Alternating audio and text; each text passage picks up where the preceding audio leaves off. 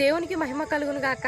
ఆమె తన జీవితంలో చాలాసార్లు ఆమెకు కలిగిన లోటును బట్టి దుఃఖాన్ని అనుభవించిన హన్న ఒక బలమైన తీర్మానం తీసుకుంది.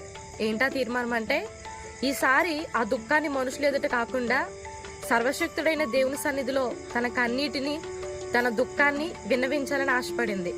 అలా విన్నవించిన తర్వాత అద్భుతమైన బహుమానంగా సమూయేలుని తన జీవితంలో పొందుకుంది.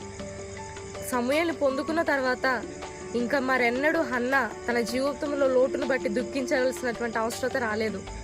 చాలాసార్లు విలువైన మన కన్నీరు చేరవలసిన చోటికి చేరట్లేదేమో, అందుకే సమాధానానికి మనం చాలా దూరంగా ఉన్నాం. హన్న చాలా కాలం తర్వాత తీసుకున్న నిర్ణయం తన జీవితంలో ఎంతో సంతోషం ఇచ్చింది. ఆ నిర్ణయం ఆమెకు ఘనత ఇచ్చింది. ఆ నిర్ణయం ఆమెకు సంతోషం ఇచ్చింది. ఆ నిర్ణయం ఆమెను చరిత్రలో ఒక మంచి తల్లిగా నిలబెట్టింది.